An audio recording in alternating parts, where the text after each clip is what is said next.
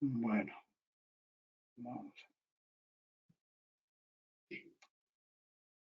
Hola, vamos a comprobar que oís y veis bien. Por favor, comentadme si es así en las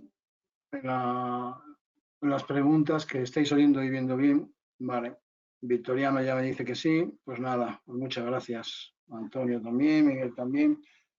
Muy bien, pues vamos a empezar, porque son las 7 en punto y nos gusta ser puntuales aquí. Venga, vamos allá. Pues bienvenidos a este webinar, como siempre, gracias por asistir, gracias por estar ahí. Nos alegra saludaros a todos, a nuestra fiel audiencia del capítulo de Madrid del PMI y a nuestros capítulos aliados de Latinoamérica, de Buenos Aires, Nuevo Cuyo, Montevideo, Cajamarca, Santa Cruz, Asunción, Venezuela y Guatemala. Y también saludamos al resto de capítulos invitados a esta ponencia y a todos los que nos estéis escuchando desde cualquier parte del mundo. Os agradecemos vuestro interés y vuestra asistencia. Como siempre, comienzo presentándome. Soy Jesús Vázquez, presidente del capítulo de Madrid del PMI, y junto con nuestro equipo de webinars formado por Rafa Pagán, José Barato, Ninfa Muñoz, Eva Vicino y Ángeles Gómez, tenemos el placer de presentaros esta interesante ponencia, en la que participa Alfonso González Mateo como ponente, y la ponencia lleva por título «Cómo maximizar el valor aportado por el equipo de desarrollo». Comenzaremos dando las gracias al ponente por el tema que nos presenta. Gracias, Alfonso, bienvenido. No hay de qué, gracias a ti.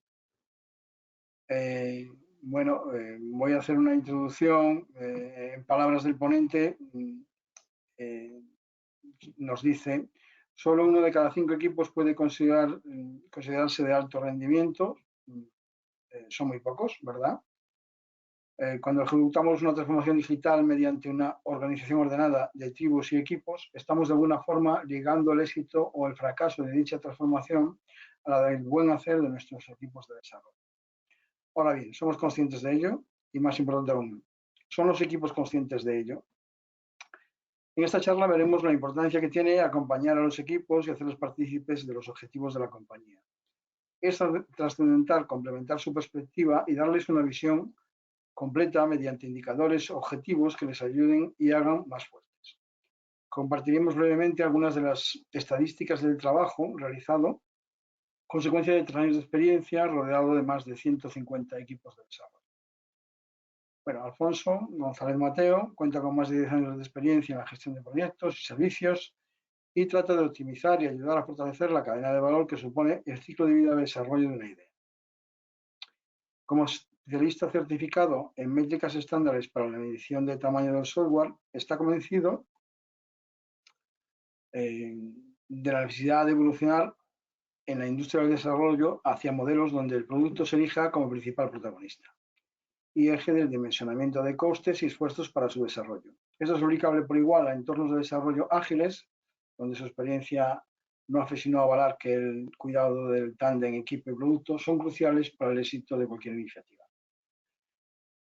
Y bueno, ahora antes de comenzar la ponencia, quería comentarles que la asistencia a este webinar supone la obtención de una PDU. El reporte de dicha PDU deberá ser gestionado bajo la responsabilidad de cada participante. Os llegará un correo con el código para su reporte y las instrucciones necesarias para ello.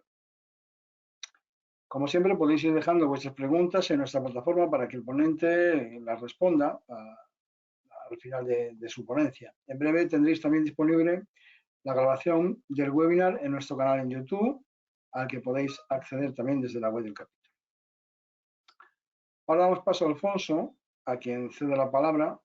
Un placer saludarte y escucharte. Alfonso, puedes comenzar cuando quieras. Muy bien.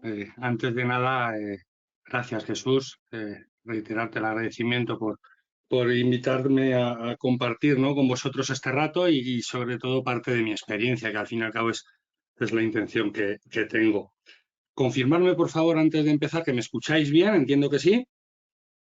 Si Jesús, yo te escucho, los demás ya nos han dicho antes que te estaban escuchando. Pues, Pues venga, adelante y arranco lo que os decía. Bienvenidos a todos. Ya os digo, mi nombre es Alfonso González, como os adelantaba Jesús.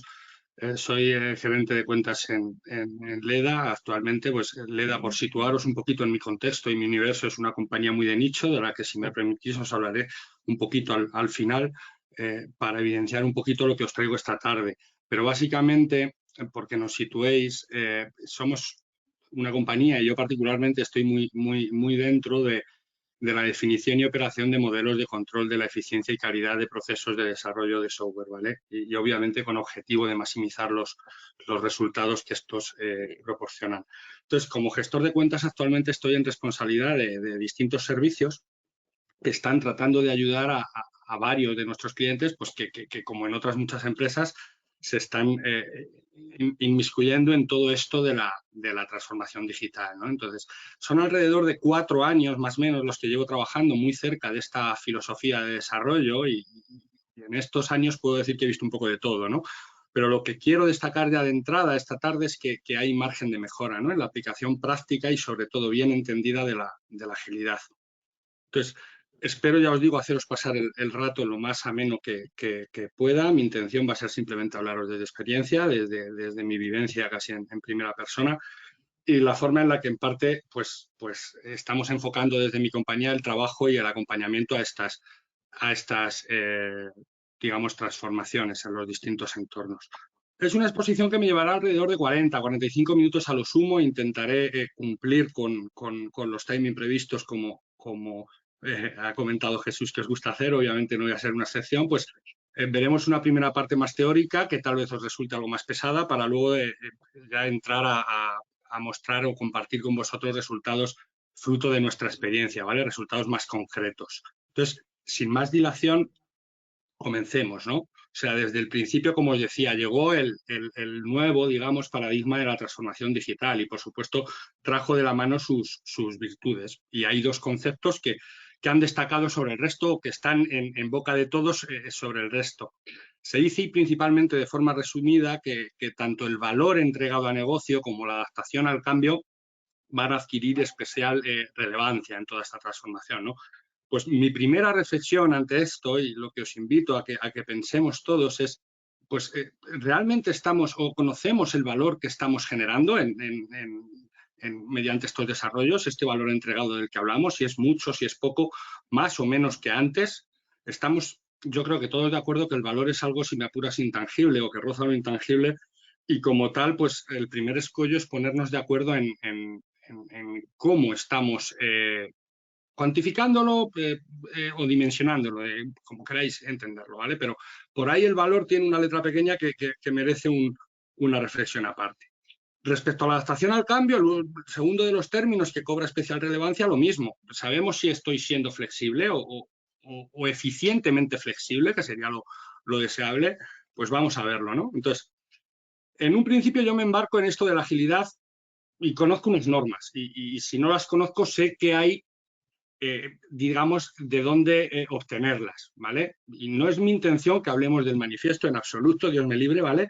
Pero sí que veis simplemente que hay una serie de elementos que predominan sobre otros y como tal, pues deben quedar de manifiesto, valga la redundancia, ¿no? Veis del lado izquierdo lo que predomina sobre el lado derecho, pues nuestra idea y lo primero que quiero que veamos esta tarde es que seguir todos estos principios que nos diga el manifiesto no nos va a impedir organizarlos u ordenarlos a conveniencia. Y ahora aquí es donde me explico, ¿no? Ahora mismo estáis viendo en pantalla exactamente los mismos principios, ¿vale? Predominando en lugar de arriba abajo y enumerados en 4 líneas en un grafismo distinto. Pues yo me he permitido estructurarlos así haciendo zoom en los equipos, ¿vale? Los equipos, al fin y al cabo, son los que desarrollan, son los que trabajan de la mano de nuestro cliente, son los que han de adaptarse, ¿por qué no?, a las circunstancias cambiantes, y esto parece sensato, ¿vale? Pero desde nuestra experiencia y lo que intentamos predicar allí donde acompañamos en todo esto de la transformación, es que situemos en el foco, en el centro, algo más próximo al usuario. ¿Por qué no? O sea, imaginad lo que estáis viendo ahora mismo, el software funcionando como eje de lo demás, ¿no? O sea, entendiéndolo de alguna manera como ese valor del que hablábamos hace un momento, que se le esté dando al negocio. Antes os decía que el valor iba a adquirir especial relevancia, pues vamos a comenzar a dársela, ¿no? Vamos a situarlo como eje de lo demás. Pero yendo un pasito más allá, perdonad que esto, que no me vaya yo tan rápido. Esto que era el software funcionando, en lugar de verlo así, imaginad o qué pasaría si lo viéramos como un sinónimo o utilizáramos el producto para referirnos a él, ¿vale? ¿Qué pasaría si hablamos de producto como sinónimo de valor?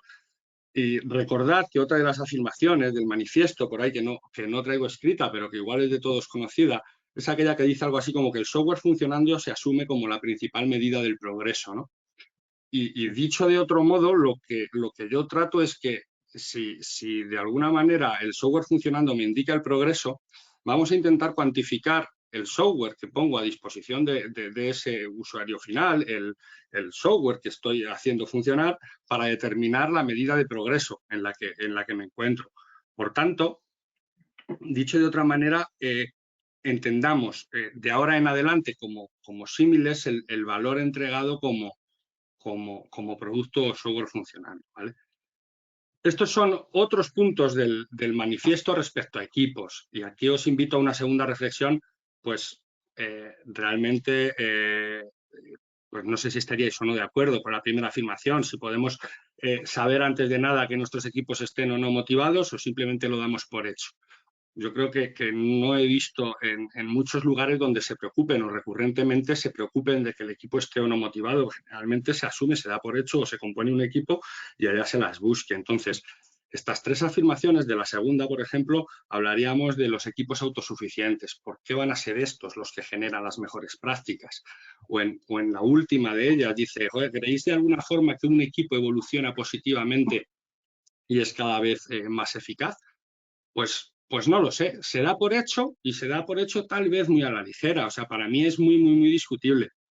Los equipos entrando en una de las grandes conclusiones de esta tarde y por lo que estamos también aquí reunidos es porque no dejan de ser uno de los grandes problemas, ¿no? de cada organización y entendamos el problema, por favor, como un reto, si lo preferís, ¿vale? Por no ser demasiado intrusivo, tal vez. O sea, es simplemente lo que quiero destacar es que un mal endémico en muchos clientes, en muchos entornos donde estamos trabajando, es que se ha descuidado la salud de los equipos que generan el valor que le aporta a un cliente final. Entonces, vamos a velar porque esto de alguna manera se vaya corrigiendo, ¿no? con el tiempo. Una de las estadísticas que daba Jesús en la introducción y que os reitero aquí, pues, y es que es cierto que parece obvio, pero no lo es tanto. ¿Qué estamos haciendo mal para que solo 1 de cada 5 equipos asegure o nos asegure un alto desempeño, ¿no? Destacar que el alto desempeño viene determinado, según definición, en esta estadística, y luego la veremos un poquito más adelante, ¿vale? Con mayor detalle. Viene determinado por 4 parámetros. Digamos, el alto desempeño se considera aquel que tiene o que ofrece una alta productividad, un elevado nivel de responsabilidad, fomenta a su vez la flexibilidad y potencia confianza de todos o entre todos los miembros. Entonces, me parece una estadística demoledora. Ahora bien, ¿qué podemos hacer, ¿no? para digamos, revertirla? Nosotros encontramos de alguna manera desafíos comunes y hoy en día latentes en todo esto de la agilidad. Hay poca madurez y experiencia de forma general. Se cuantifica el valor, ya os decía, de forma subjetiva, muy heterogénea además. Hay muchísima información e indicadores innecesarios o más bien inútiles para lo que es el escalado y la toma de decisiones. Y por último, hay cierta opacidad en los costes, ¿vale? Hay mucho margen de mejora en el uso eficiente de un presupuesto disponible. Entonces, ante esto, ¿qué os sugiero? ¿Qué podemos hacer, ¿no? Pues de estos casi 4 años podría resumir 3 acciones que sí o sí siempre nos han funcionado.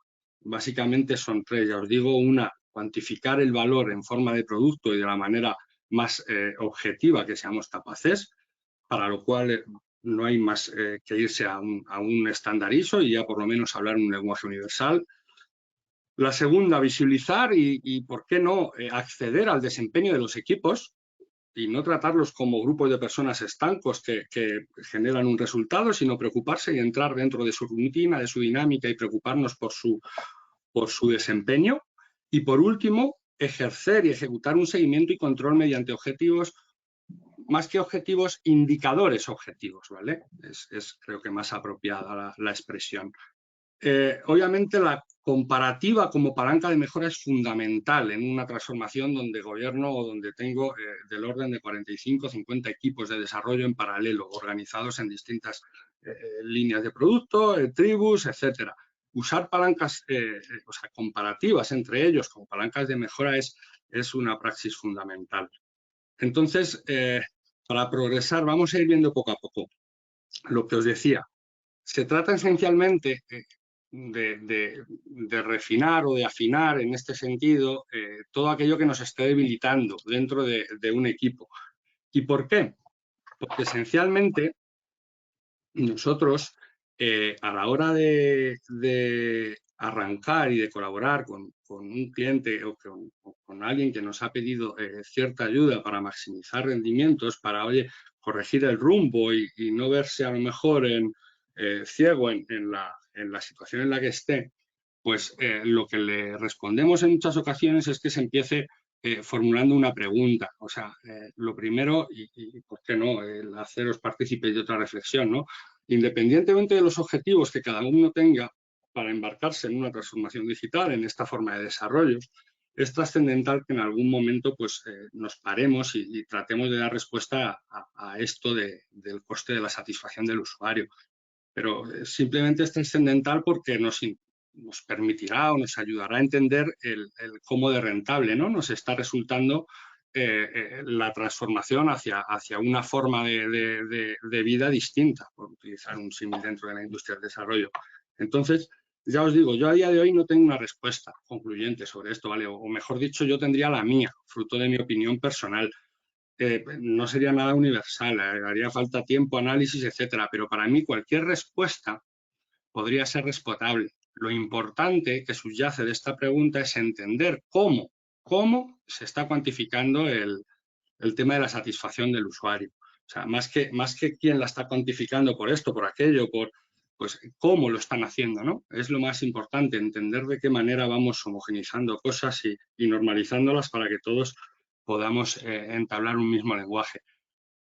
Nuestra experiencia nos lleva a trabajar en una estructura de 5 capas y son al fin y al cabo algo así como 5 perspectivas o campos de acción que requieren análisis propios, ¿vale? Y generalmente son secuenciales, además lo vais a ir viendo cómo vamos a ir descendiendo.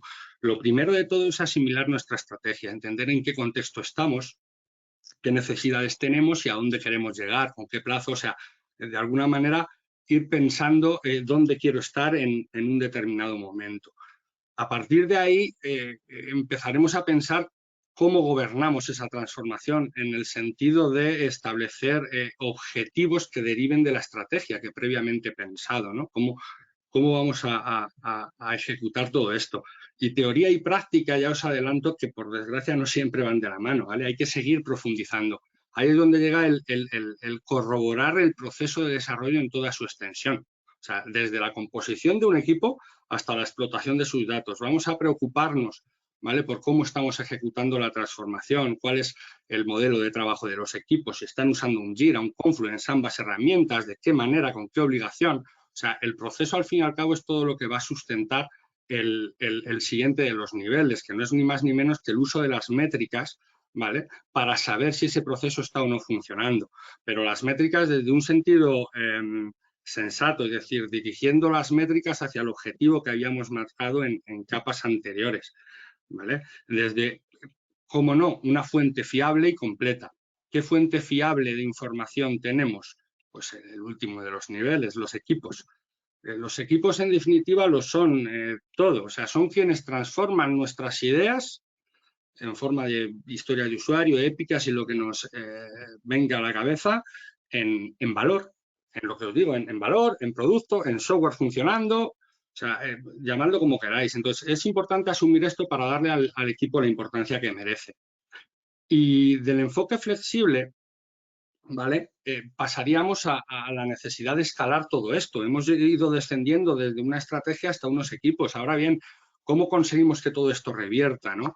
A este enfoque flexible, pues le tenemos que dotar además de una faceta escalable. Ahí es donde nosotros aplicamos lo que denominamos un principio de responsabilidad. Y esto no es nada nuevo, ni estamos inventando la rueda, que va, ¿eh? O sea, esto veréis que es muy sencillo. Simplemente el principio de responsabilidad se sustenta en dos premisas, ¿vale? Asumir, por un lado, que el resultado del equipo es único, ¿vale? Y va a prevalecer, obviamente, sobre cada parte o individuo que forma el equipo. Esa es la primera de las premisas. Un único resultado. Y la segunda es que cada parte del equipo va a ser responsable del resultado total en la medida que contribuye, ¿vale? Respecto al total del propio equipo, ¿vale? Es algo yo creo que es sencillo, pero por poneros un ejemplo, imaginad un equipo de desarrollo en el que necesito determinados perfilados que me vienen de dos empresas distintas, dos proveedores, dos colegas, lo que queráis imaginar. Si una representa un 80%, la otra el 20% restante. Obviamente, ese equipo va a ofrecer uno y solo un resultado, porque es lo que va a proporcionar el valor a la compañía final. Pero yo voy a repercutir a cada uno de las partes lo que es la responsabilidad para lo bueno y para lo malo del desempeño de ese equipo. Entonces, teniendo este principio un poco asimilado, lo que podemos ir ascendiendo y agregando resultados y conclusiones pues, cómo está esta tribu respecto a esta otra. De lo que se trata al fin y al cabo es de que imaginando una estructura piramidal, perdonadme, obtengamos un solo dato como reflejo de distintas agrupaciones que pueden ser estas o las que tengamos en cada casa, ¿no? Pero lo que quiero transmitir es que al final lleguemos a un único valor de compañía. Y de alguna forma ahora sí que veréis que hemos hecho un camino de arriba abajo y de abajo arriba, y en todo ese camino, sin duda hemos tenido o debemos tener presente que hay ciertas obligaciones. Claro está. O sea, y no digo objetivos, digo obligaciones que van, digamos, de la mano de toda esta filosofía de desarrollo, de la agilidad, de la filosofía ágil, y no es más que aplicar una serie de, insisto, más que objetivos, son necesidades que pasan por mejorar la visibilidad de los equipos, dar transparencia, ofrecer respuesta al cambio, estandarizar el resultado, o sea, usar comparativas, insisto, como palancas de mejora, reforzar, ¿por qué no?, el convencimiento de mis decisiones con evidencias cuantificadas, o sea, va a generar mucha más satisfacción en mí si en la toma de decisiones tengo evidencias que se apoyan en resultados objetivos, ¿vale? Para cuanto menos creer que lo que determino no es fruto de una intuición y hay una evidencia que respalda lo que quiero. Y por último, pues optimicemos la cadena de valor, ¿no?, del desarrollo. Vamos a fomentar una actuación selectiva sobre aquello que hay que afinar, que os decía hace un momento, y por tanto vamos a eliminar lastres de a lo mejor el proceso productivo. Entonces, así por el camino hemos cumplido retos, ¿vale? Retos, o sea, hemos descendido de una estrategia hasta los equipos, de ahí vamos escalando hasta agrupaciones de resultados a nivel de compañía, y todo esto está muy bien, pero ¿con qué fin, no? ¿Qué logros hay por el camino? Bueno, pues no me voy a detener en ellos, pero ejemplos de uso para los que nos ha servido esta forma o este enfoque, pues los tenéis ahora mismo en pantalla. Bien el definir un gobierno de proveedores, en el que fue trascendental el tema del principio de responsabilidad, definir una medida objetiva para la eficiencia de los equipos. En otro de los clientes tuvimos que instaurar un marco de trabajo homogéneo, ¿vale? Y que permitiera comparar todos los equipos de forma directa. En otro, ¿por qué no?, también, y este es el más reciente de los ejemplos, pues redactamos una base contractual con los proveedores de un cliente que simplemente debían apoyarse ahora mismo o por lo menos entrar en componentes objetivos para la dimensión del producto que iban a ofrecer en metodologías ágiles de desarrollo. O sea, son distintas cosas o bifurcaciones para las que puede ser útil un enfoque de colaboración con los equipos como el que teóricamente ahora os estoy proponiendo. Por último, y no menos importante, destacar el fomentar, ¿por qué no?, las estimaciones objetivas, ¿vale? Se han conseguido que clientes en donde flotaba una sospecha o desazón de estar incurriendo en sobrecostes, pues por lo menos se defina un precio dimensionado de acuerdo al producto que quiero desarrollar o que estimo de mi backlog, etcétera, ¿vale? Entonces, esto resume de alguna manera logros principales que nos saben o nos dan la tranquilidad de allá donde tenemos que repetir o aplicar una serie de prácticas, ¿vale? Cerraríamos aquí esa primera parte más aburrida de la que os hablé al principio, donde pues tal vez haya cargado de un poco teoría y de conceptos que a lo mejor no se hayan dicho demasiado, el cómo afrontar, ¿no? un trabajo con equipos ágiles. Entraremos ahora en una sección donde vamos a ver resultados o por lo menos conclusiones más concretas, ¿vale? Y eso es interesante porque lo primero y principal es que nos vamos a apoyar en tres grandes pilares y es algo así como un eslogan que tenemos presente y con el que siempre predicamos y si me preguntáis, oye, ¿qué me recomiendas para todo esto? Pues mira, aplicar lecciones aprendidas, dotar al equipo de la importancia que merece, o sea, cuidarles de verdad y preocuparse de su desempeño, pero no solo desde el prisma egoísmo, sino desde el prisma de ayuda y, por último, el respeto a la metodología establecida. O sea, hay que remar en su misma dirección. El equipo no te debe percibir como un organismo de control y ni mucho menos un enemigo. O sea, alguien que te va a ayudar en su retro, en su feedback y en por qué no ser mejores. Entonces, a partir de aquí vamos viendo cada uno de estos pilares que componen un poco el eslogan que vamos predicando, pues vemos las lecciones aprendidas. ¿Qué quiero decir con esto? Con las lecciones aprendidas es que hay que esquivar obstáculos que de sobra ya conocemos. Esto que veis en pantalla ha aparecido como mínimo en más de un cliente, ¿vale? En ocasiones 2 veces, en otras 3, en otras 4.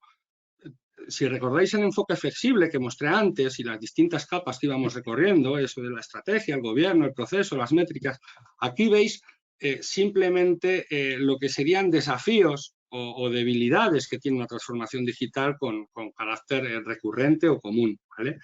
Entonces, de momento lo importante aquí es que entendamos que una vez solventado, sorteado un obstáculo en un entorno, es replicable, ¿por qué no la solución en otros? O sea, y es lo primero, no debemos ir reinventando la rueda cada cual o cada cierto tiempo. Entonces, de lo que es la experiencia pasaríamos a hablar del equipo. Os decía, el equipo como instrumento de valor. Al equipo hay que atribuirle sin duda alguna la importancia que merece. Entonces, es muy importante. Cuando hablamos del equipo hay que afinar también aquello que está debilitando al equipo. Es lo que os decía, es diagnosticar el performance del equipo para saber en qué está cojeando y saber qué tecla hay que tocar para por lo menos hacer al equipo más eficiente si procede, más estable si lo que me debilita es el alto grado de rotación, etcétera. ¿Os acordáis ahora de esta afirmación? ¿No? Ahora tiene a lo mejor algo más de sentido, la veíamos al principio. Es una estadística que publica esta profesora.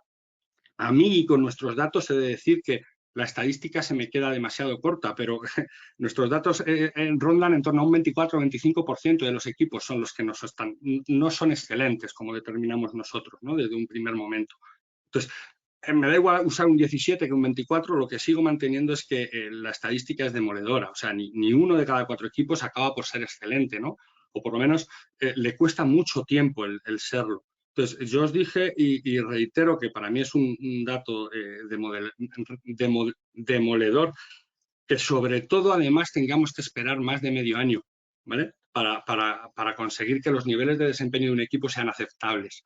Entonces, no sé si os suena alguno el modelo La escalera de Tughman. O sea, Bruce Tughman fue un pedagogo americano y ya hace más de 50 años describió y de forma muy resumida, por decirlo de alguna manera, una secuencia de estados por los que necesariamente pasa todo un equipo. O sea, todo equipo pasa por una secuencia de estados hasta ofrecer un buen desempeño, ¿vale? Entonces, llevando esta afirmación de Tughman a la afirmación que veíamos de la profesora, de Susan Whelan anteriormente, lo que estaríamos diciendo es que solo un 17% de los equipos es capaz de subir esta escalera, o por lo menos hacerlo de una forma sólida. Y que lo que es un poco más difícil de entender o creer es que se tarden entre 6 u 8 meses en hacerlo. Entonces, la clave sin duda está en la tercera de las palancas, el acompañamiento. Es fundamental desde el primero de los peldaños estar cerca de los equipos, preocuparse de la composición, del perfilado, de la cohesión de los miembros, de la afinidad. Hay que de alguna manera entender que el equipo al final es nuestro instrumento, nuestra arma, nuestra herramienta de valor. Y por tanto, vamos a tratar de tener la lista desde un principio. Entonces, recordad, experiencia, equipo y ahora acompañamiento. Entonces, ¿qué hacemos con este eslogan, ¿no? Que suena a priori así como muy bonito. ¿Qué podemos hacer? Bueno, pues teniendo en cuenta el software funcionando, /valor, /producto, como epicentro de lo que queremos, y apoyándonos en este leitmotiv que decíamos, experiencia, equipos y acompañamiento, pues vamos a proponer 3 palancas que maximizan el rendimiento, ¿vale? Y son 3 palancas, insisto, conceptos entiendo que los que os traigo sencillos, ¿vale? Sencillos, pero el quid de la cuestión es aplicarlos, no entenderlos. Entonces, hablamos de escanear al equipo. Hay que ofrecer una visión 360 de cada equipo, un diagnóstico y radiografía perfectamente clara de qué puede estar fallando dentro de un equipo de desarrollo. Por otro lado, hay que normalizar los indicadores de calidad, hacerlos comparables, explorar el coste que están suponiendo y, sobre todo, el impacto en el performance del equipo. Y, por último, la tercera de las palancas que maximizan el rendimiento es trabajar y fomentar en estimaciones objetivas que nos ayuden a nosotros para la predicción, presupuestación, planificación, etcétera. O sea, es capital. Entonces, de cada una de estas palancas vamos a ir ahora sí viendo resultados concretos, ¿vale? Y ojo, son ejemplos que antes de nada, y quiero dejar claro, que son fruto de la experiencia de estos 4 años, ¿vale? Digamos, de gestión de servicios en el acompañamiento de diferentes entornos. Y os lo adelanto porque vais a ver datos muy concretos. Y si bien es cierto que los vais a ver generalizados, yo quiero que quede claro que estamos hablando sobre este universo y solo este universo, ¿vale? Puede haber compañeros o podéis, alguno incluso de vosotros, no veros reflejados en estos datos que vamos a ir viendo, y es perfectamente lícito, ¿eh? Yo solo quiero mostraros la base de la estadística que a continuación os muestro, ¿vale? Entonces, empezamos con la visión 360. ¿Y qué queremos decir con la visión 360? La visión 360, entre otras cosas, nos lleva a concluir que solo manteniendo a un mismo equipo por periodos superiores a 6 meses nos está beneficiando en alrededor de un 15% en términos de eficiencia. ¿Y esto qué quiere decir? Que yo hoy compongo un equipo que me genera 20 el día 1 de su composición. Al cabo de los 6 meses, ese equipo, de mantenerlo estable, por el mero hecho de ser estable y estar en un entorno conocido, me va a generar 23. O sea, hay unas mejoras de productividad inherentes a la estabilidad y ya digo, desde nuestra experiencia se sitúan por encima del 10% al cabo de los 6 meses. Entonces, la primera sugerencia es que vigilemos la estabilidad de un equipo, ¿vale? Otro dato importante, pues al fin y al cabo la medición del producto implica pues que lo midamos siempre de la misma manera. Y esto es aplicable a distintos equipos e incluso a entornos que practiquen distintas metodologías de desarrollo.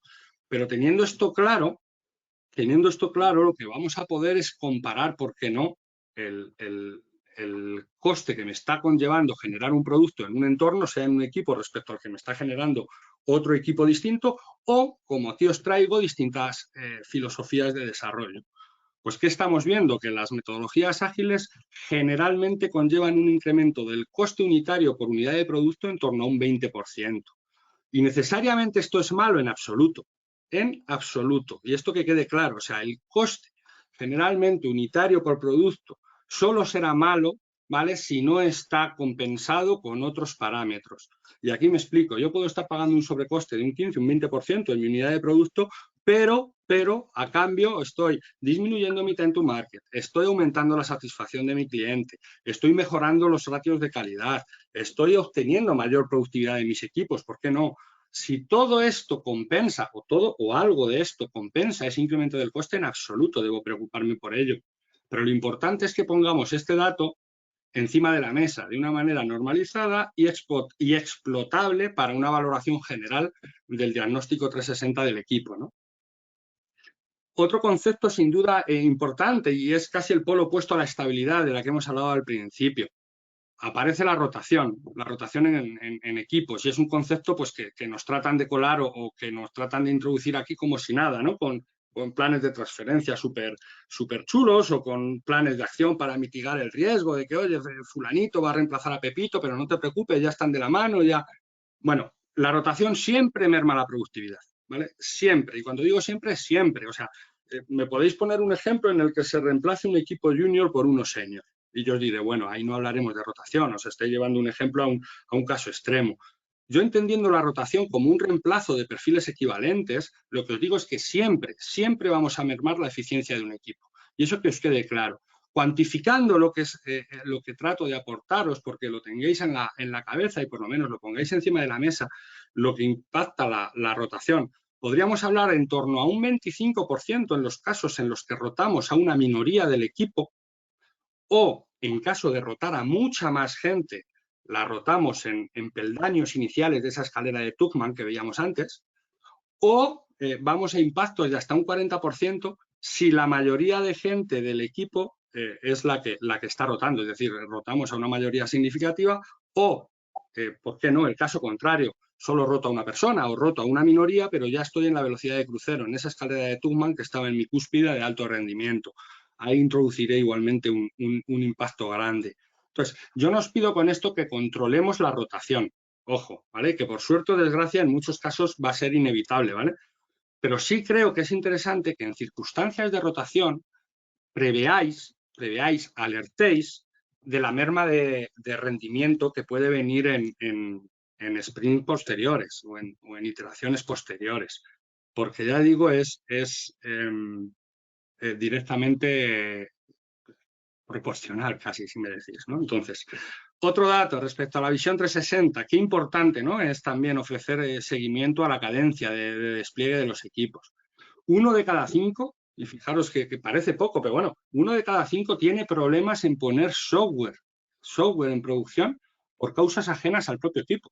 Y dices, joder, ¿cómo es posible? Bueno, pues porque empezamos la casa por el tejado. O sea, en ocasiones tenemos modelos de despliegue tan sumamente complicados, venimos con arquitecturas tan heredadas, sistemas legacy de hace tanto tiempo, que nos creemos que esto es llegar y besar el santo, ¿no? Como dirían por aquí, pues simplemente tantas interferencias en un despliegue pueden suponer una pérdida de oportunidad, pueden suponer simplemente una pérdida de confianza del usuario. Es decir, es importantísimo que nosotros mismos no creemos cuellos de botella.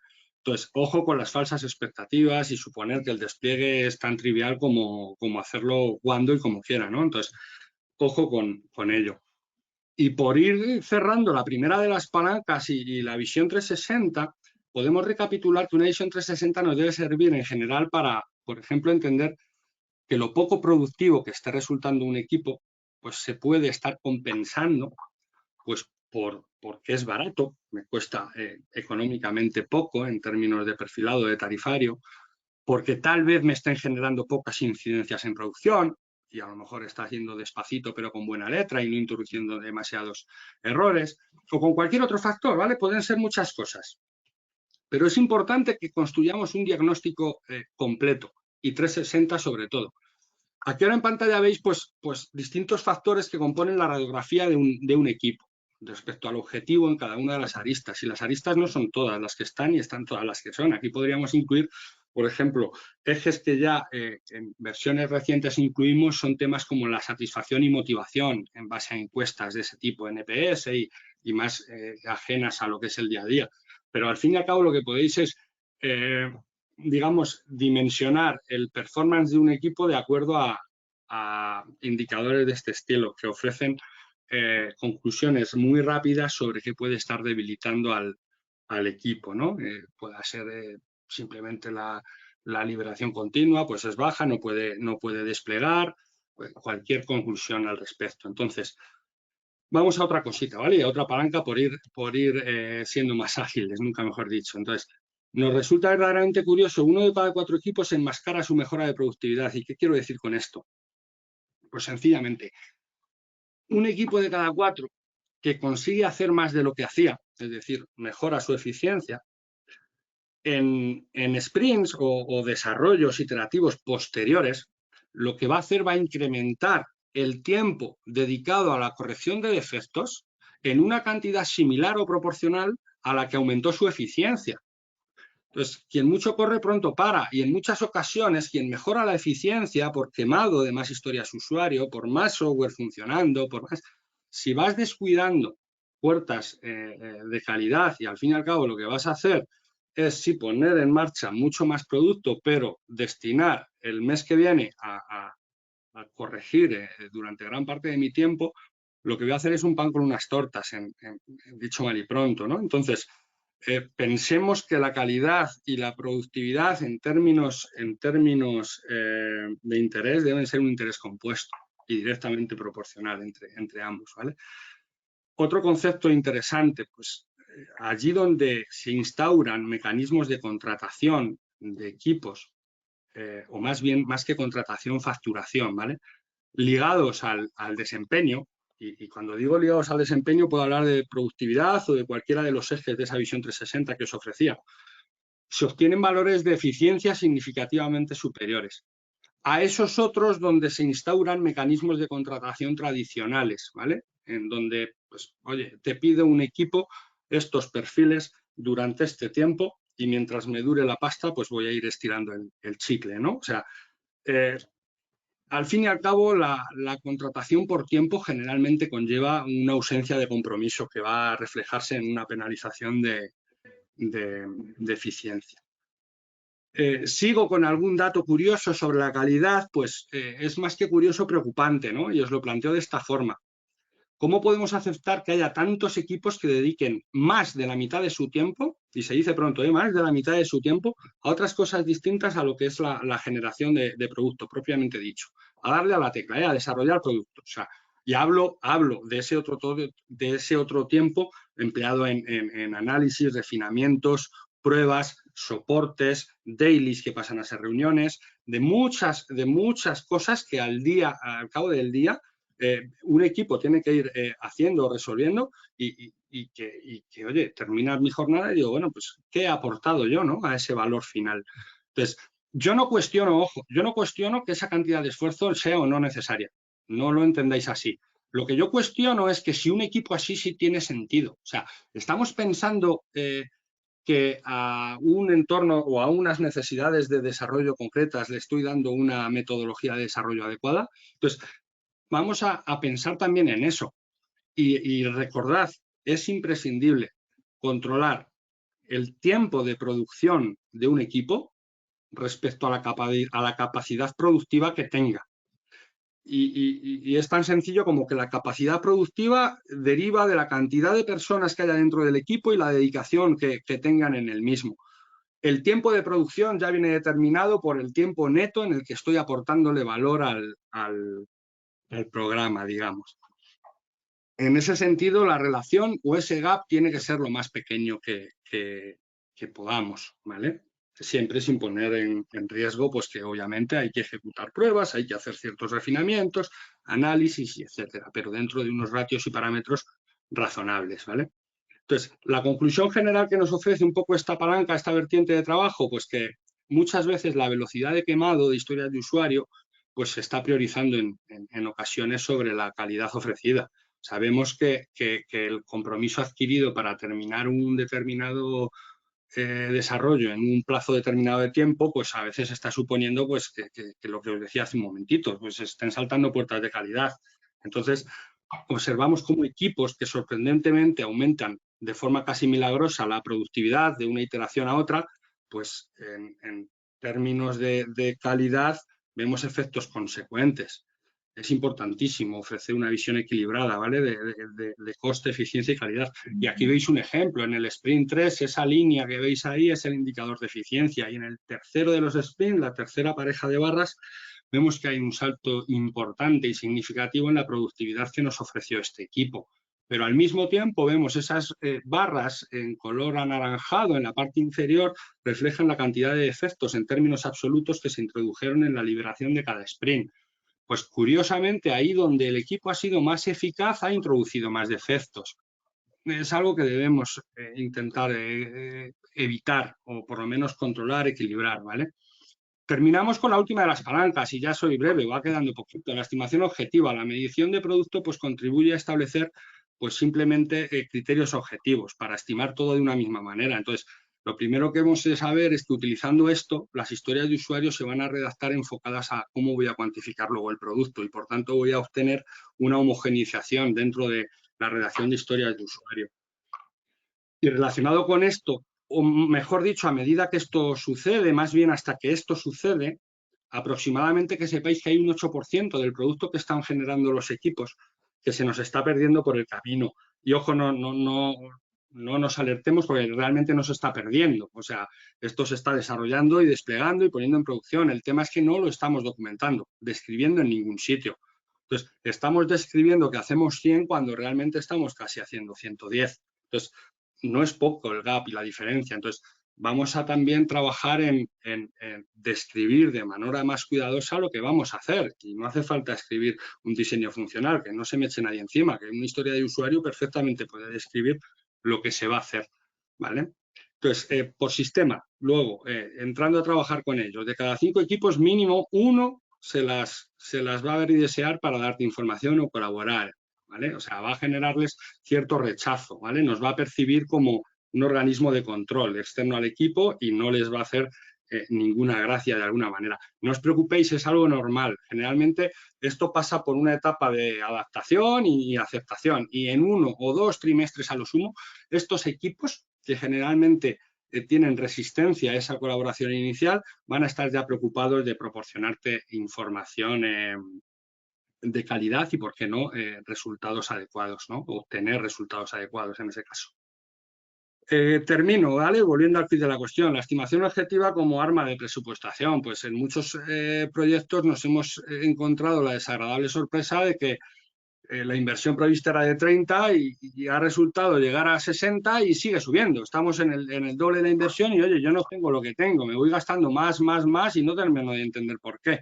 Entonces, vamos a tratar de acotar el presupuesto inicial, ¿vale?, a una cantidad de producto realista de acuerdo a ese presupuesto. Ni más ni menos. Cualquier cambio de alcance, cualquier modificación por el camino también se puede dimensionar de la misma manera. No es nada descabellado. Termino, por tanto, esta palanca diciendo que uno de los retos de la agilidad, sin duda, es el tema de la estimación y, de hecho, muchas veces el no estimate se confunde con precisamente hacer aquello que nos da la gana, si me permites la expresión, ¿no? Entonces, la estimación de los desarrollos, bien sea de un backlog, de un programa, de un sprint, de cualquier cosa, ¿vale?, haciéndola de una manera objetiva, bien sea en forma de, pues eso, requerimientos redactados, épicas, historias de usuario, lo que sea, pues siempre de una manera objetiva nos va a permitir agregar y escalar resultados, ¿vale? Y puede ser perfectamente, y lo es además, complementaria a los story points que usan los equipos, ¿eh? El story points es una medida excelente, ¿vale?, para mejorar el desempeño de un equipo, pero para uso interno de ese propio equipo. Para el escalado de la organización y a mí como gestor externo en la toma de decisiones del equipo no me aporta nada el story points. Entonces, para que veáis de un vistazo el comportamiento comparado de un story points en 3 equipos distintos a lo largo de un año versus el comportamiento de un producto estándar y medido con estándares ISO, pues ya veis simplemente la arbitrariedad de uno frente al otro, ¿no? Entonces, termino aquí, ya os digo, con estas 3 palancas habríamos visto los detalles sobre los que quería compartiros, ideas sobre las que nos deberíamos preocupar. Como os decía, incidir que cualquiera de estas palancas es invertir en el gobierno de todas estas iniciativas. Y si lo decimos por algo, por experiencia. Y termino con 2 slides que simplemente os sitúen quiénes éramos, que os decía que Leda se dedicaba a esto, pues simplemente pues Leda es una empresa que, aún siendo muy de nicho, ¿vale?, de especialidad, está fuertemente pues eso, contrastada en un abanico de servicios. Aquí os he contado allá el fine tuning o lo que viene a ser trabajar con entornos ágiles, pero sí que nos estamos focalizando principalmente en 2, ¿vale?, en simplemente la ejecución y operación de oficinas de eficiencia y calidad, ¿vale? Introduciendo, obviamente pensaréis que hay muchas oficinas de eficiencia y calidad, ahí introducimos el factor diferencial de usar la medición de producto bajo estándares ISO, simplemente para el gobierno de eficiencia. Y por último, y colateralmente a estas oficinas, la explotación mediante benchmarkings. Son muchos benchmarkings los que hemos realizado sobre eficiencia y calidad en distintas grandes empresas para situar simplemente dónde estamos. Entonces, al hilo de esto, que entendáis que al margen del volumen que traía como base estadística para compartir conclusiones, ahora mismo podemos tener la base de datos explotables para este fin, hablando en términos de eficiencia, productividad, distribución de actividades, casi más grande que existe en el mercado, ¿no? Entonces, bueno, que entendáis así de esta manera el contexto. Con esto yo sí que ya habría terminado. Perdonadme si me he cedido un poquitín. No, Os dejo tiempo para preguntas. Tenéis igualmente mi email en pantalla y yo encantado de, si no es ahora, en cualquier momento responder cualquier inquietud que tengáis, ¿vale? pues muchas gracias, Alfonso. Me ha parecido muy interesante la presentación. Antes de pasar al turno de preguntas, que los asistentes ya podéis ir planteando en la plataforma, por favor, irlas realizando ya. Antes de pasar ese turno, quisiera aprovechar para invitar a todos los asistentes a participar como ponentes en estos webinars, si es que estáis interesados y tenéis alguna idea que compartir con la comunidad de Project Managers. Si os interesa esta invitación para poder participar, contactad conmigo en el correo jesus.vázquez@pmi-mad.org. Os lo dejo escrito en el chat, junto a mi teléfono, enlace en LinkedIn, donde también os invito a conectar, enlaces de la web del capítulo y el canal de YouTube. Como he dicho, tenéis todo esto en el chat. Vamos entonces a pasar al turno de preguntas. Tenemos una primera pregunta de Enrique Utrilla Urgel, que comenta: en relación al mantenimiento de los equipos y el incremento de la productividad, si detectamos que un miembro del mismo no se encuentra motivado por motivos internos o externos al proyecto, entiendo que mantenerle forzosamente como parte del equipo podría ser contraproducente. Y pregunta: ¿no sería recomendable en este caso forzar la rotación para mejorar el equipo en su conjunto? Sí, es buena pregunta y la reflexión es acertada. Efectivamente, si un miembro del equipo no se encuentra motivado por la razón X, primero lo que hemos de tener es un mecanismo periódico y recurrente para intentar levantar ese riesgo, ¿no? Yo os hablaba de unas encuestas o de una serie de formularios que puedan ayudar a esto, o otros mecanismos, por qué no, pero sí que periódicamente hay que preocuparse y no dar por hecho, como a veces leemos en el manifiesto, que todos los miembros de un equipo tienen por obligación que estar motivados, ¿no? Hay que preocuparse porque lo estén. Llegado el caso en el que alguien no lo esté, entender las causas y, obviamente, si obedecen a una situación que entre dentro de mi alcance el poder mejorar, por supuesto hacerlo. Y eso puede pasar efectivamente por inducir la rotación de un equipo. Pero ahí tampoco voy a inducir una merma de productividad, porque la productividad estaría siendo deficiente por el mero hecho de que a lo mejor esa persona no esté contribuyendo de la manera que se espera, con lo cual yo creo que en el medio plazo estaría mejorando el performance de ese equipo. Pero espero haber respondido así a tu pregunta. Yo creo que sí. Enrique comenta que está totalmente de acuerdo y que te agradece la respuesta y la reflexión. Tenemos también más agradecimientos a otras personas, como es Fernando López de Uralde. Y no tenemos más preguntas. No sé si alguien quiere realizar alguna otra pregunta. Nos ha sobrado un poquito de tiempo. Bueno, si no hay más preguntas. Me ha entrado alguna, sí. Dice Victoriano Trujillo: la parte de retribución económica con diferencias dentro del equipo, por ejemplo, tener diferentes roles, ¿puede incidir en su resultado? Se está preguntando si los diferentes roles con distintas retribuciones económicas pueden influir en el resultado del equipo. No debieran. O sea, si estoy entendiendo bien la pregunta, efectivamente los perfiles obedecen a veces a distintas tarifas y posicionamientos económicos. Lo que yo voy a analizar es el conjunto del equipo y, generalmente, en términos del coste que me supone el equipo como conjunto en relación a lo que me produce como unidades de producto generadas por el equipo. Por tanto, si hay tarifas muy altas o perfiles muy altos, lo que voy a estar viendo no es una merma de productividad en absoluto. Lo que probablemente vea es un coste por unidad de producto muy alto, consecuencia de que estoy metiendo dentro del equipo tarifas altas. No necesariamente esto es malo, que es lo que os trataba de mencionar antes. Lo interesante es justificar ese alto precio del producto que genero, ¿vale?, con indicadores que los compensen. Disminuciones, ya os decía, del time to market, de disminución de calidad o una satisfacción de usuario muy alta.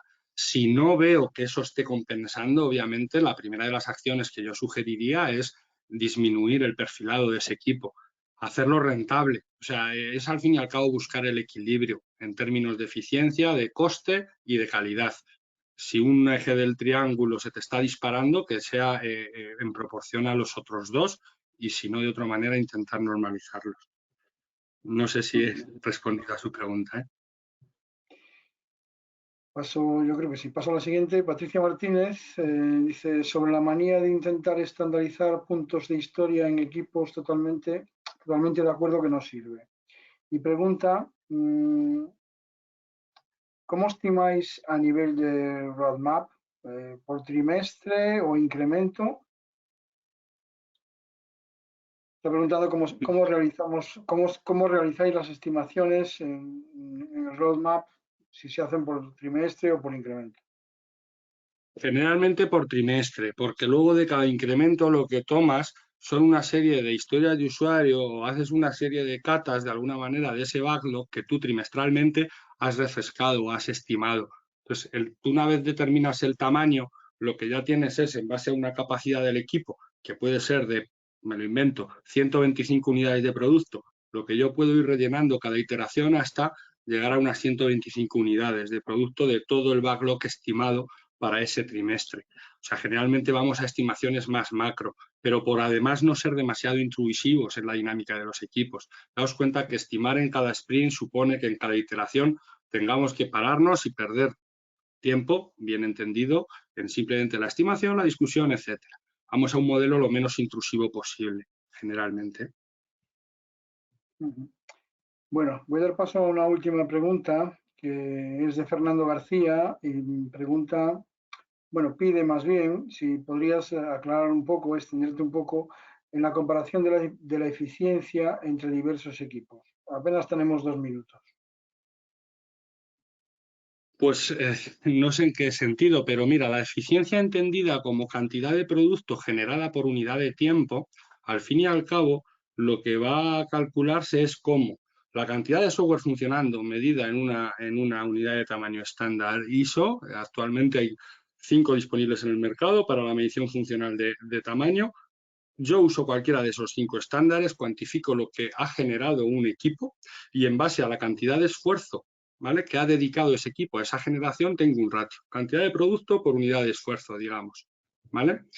En 2 equipos distintos puedo usar exactamente el mismo mecanismo. Cuantificar en una liberación de software cuánto producto en base a una estándar ISO que cuantifique en reglas equivalentes ese producto desplegado con digamos, el equipo, el segundo, en este caso, el segundo equipo y la cantidad de esfuerzo que esté suponiendo el equipo o que esté introduciendo para generar ese producto. A partir de ahí lo que comparo son descocientes y puedo inferir en que un equipo está siendo más productivo que el otro. Si uno es capaz de darme 3 unidades de producto por jornada, ¿vale?, pues va a ser más productivo que el que me está dando 1 unidad de producto por jornada, ¿vale? ¿Qué ocurre? Que no siempre el que más producto por jornada me da ofrece un mejor desempeño, ¿vale? Simplemente os vengo aquí a recordar la importancia de la visión 360 porque la eficiencia en muchos casos es muy buena, pero también la merma de calidad consecuente de esa precipitación puede echar por tierra todo lo que estás consiguiendo con las mejoras de productividad, ¿vale? Si yo a costa de meter mucho producto en producción lo que hago es meterlo de manera precipitada y como consecuencia induzco en errores, también el ratio de defectos por punto función va a ser más alto y eso no nos interesa. Entonces hay que vigilar ese equilibrio. Pero no sé si he respondido a tu pregunta en términos de eficiencia, es algo sencillo. producto, unidad de esfuerzo, unidad de tiempo, y el ratio que me dé resultante es comparable, por tanto, a cualquier equipo de mi organización. Muy bien, pues yo también creo que en este caso también he respondido. Fernando García nos agradece la ponencia y dice que ha quedado claro.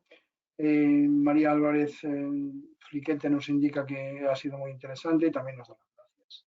Y bueno, con tu respuesta damos por finalizado este webinar.